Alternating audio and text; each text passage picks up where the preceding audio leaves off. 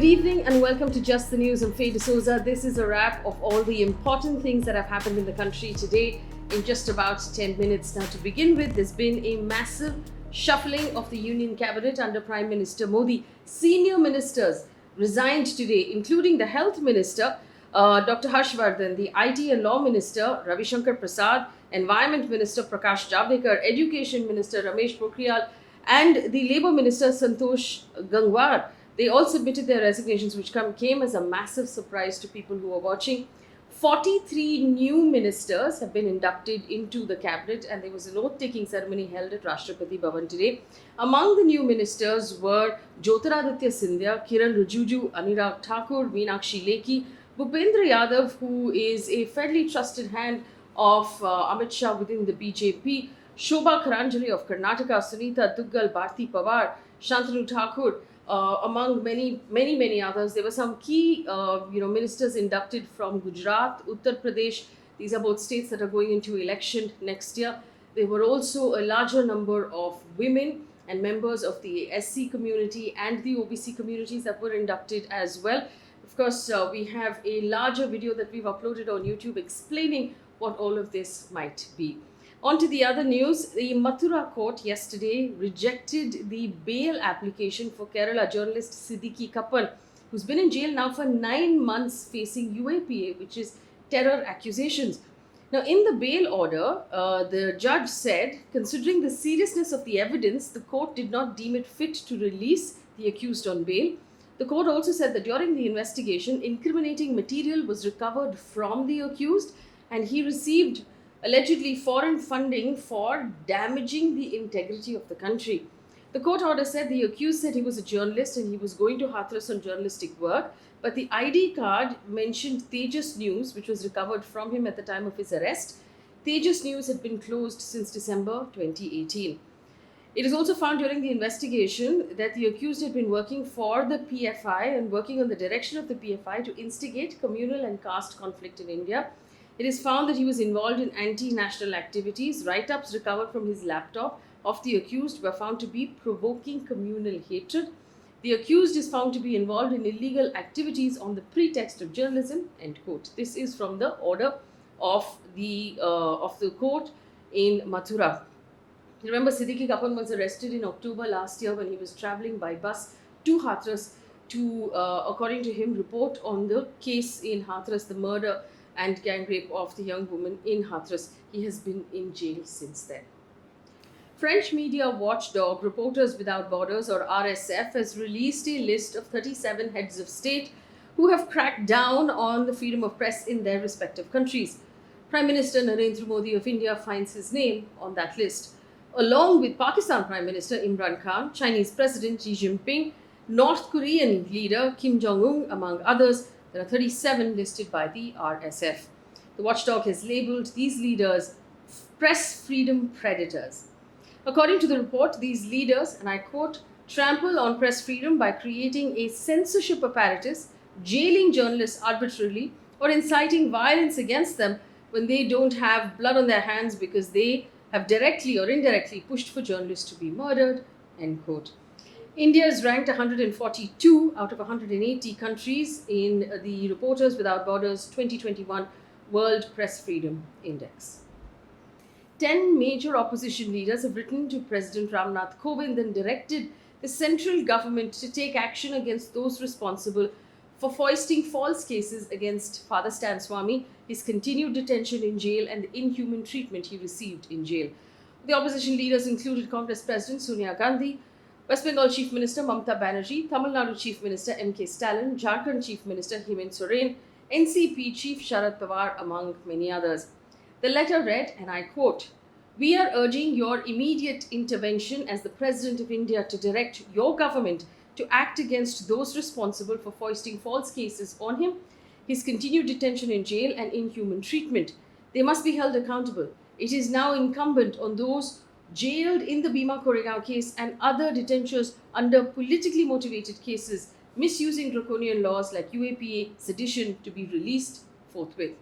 Stan Swamy passed away on Monday. According to the news portal The Print, a website named Suli Deals put on sale 90 Muslim women, mostly Indians, to allegedly target and harass them online. Suli is apparently a derogatory slang word for Muslim women. The website has now been taken down.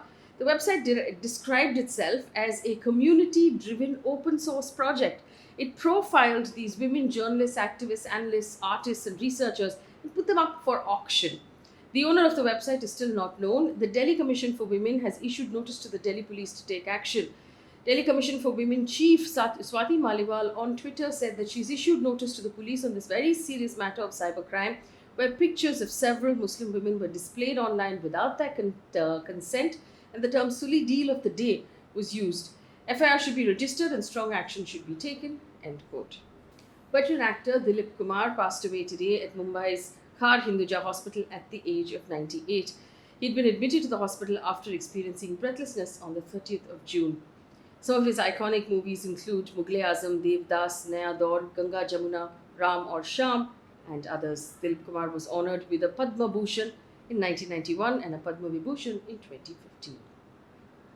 Updates now on COVID. The Joint Health Secretary Love Agarwal on Monday warned people against what he called revenge travel after viral images of tourists flouting COVID rules in Manali and other hill stations now emerge. Love Agarwal said, and I quote, People are indulging in revenge travel. Some photos coming in from Manali, Mussoorie, Shimla, Lakshmi Nagar, Delhi, the other market shows huge crowds with no masks roaming around. This is dangerous. People need to understand that there is a continuous fight. The virus is not exhausted, it's still there. Only COVID appropriate behavior can control the virus, end quote. India reported 43,733 COVID cases, 930 deaths in the last 24 hours. The worrying point, and I report again, is Kerala, reporting now 15,600 cases in the last 24 hours. Remember, Kerala came down from a peak in May and settled at about 12,000 cases a day for the last 2 weeks. That number has started to rise again. It's now gone up to 15,000 cases a day, and that's a number I believe we should watch closely. The Uttar Pradesh government has decided to allow the annual Kanwar Yatra in the state from the 25th of July. Officials have been directed to coordinate with neighbouring states to observe COVID guidelines. The Uttarakhand government, remember, cancelled the Yatra this year because of the pandemic. In this Yatra, devotees collect water from the Ganga and offer it to temples. It was cancelled last year in Uttar Pradesh because of COVID. In 2019, though, which is the last time this Yatra was held, there were 3.5 crore devotees that took part in this Yatra. In the meantime, Uttar Pradesh reported 79 cases and 10 COVID deaths in the last 24 hours as per official government numbers.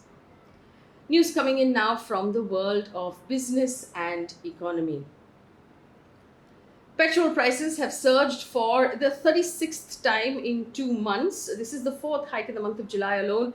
Petrol in Delhi and in Kolkata have now crossed the 100 rupee mark per litre. Mumbai, which remains the highest among the big cities, is at 106 rupees and 25 paise per litre. Bangalore is 103 rupees and 56 paise. Chennai 101. Like I said, Kolkata and Delhi 100 rupees each. Also, other news coming in from across the world at this point. UK Health Secretary Sajid Javid has announced that people in UK who are fully vaccinated will not need to isolate themselves if they are found in contact with a COVID patient after the 16th of August. According to official figures, 45.4 million people in the UK have received at least one dose. 33.8 million people are fully vaccinated. The accounts for over 50% of the population have been completely vaccinated in the UK. The WHO has now warned several countries that are easing their restrictions are risking to pay a heavy price because they are rushing back to normalcy. The UN Health Agency's emergency expert Mike Ryan said the new wave of infections could be around the corner and noted that much of the world, the pandemic is just getting started. This comes after the UK announced that it has decided to ease social distancing and rules about masks. An update now from the world of sports. The captain of India's women's cricket team, Mithali Raj, has reclaimed the world #1 spot at the ICC Women's ODI rankings. This is the 8th time in her 22-year career that Mithali has grabbed the #1 position. We wish her very good luck. And one piece of positive news before we leave you for today. 11-year-old girl who lives in the tribal regions of Jharkhand has taken it upon herself to conduct classes for younger students in her village. Now, she's a class 7 student, Deepika Mins, her name is, and she's taken up this initiative because she wants to nudge the Gram Sabha to ask for classes for senior students also. She started this initiative because she felt that she was forgetting her lessons because of the long gap when schools were closed because of COVID, and she was worried that other students would be feeling the same. She started with two students, and now she has 100 students attending her classes. Well, that brings us right now to the end of this bulletin. Thank you so much for watching and for listening. If you're on YouTube, do remember to subscribe to our channel. Take a look at the conversation that we've uploaded explaining what the possible motives are of the selection of the new cabinet by the government. Also, here is your quiz. We haven't forgotten your quiz. What is the price of petrol in the city of Mumbai as of today? As of Wednesday, as per this bulletin, what is the price of petrol? Leave your answer in the comment section. Thank you so much for watching. Have a good night.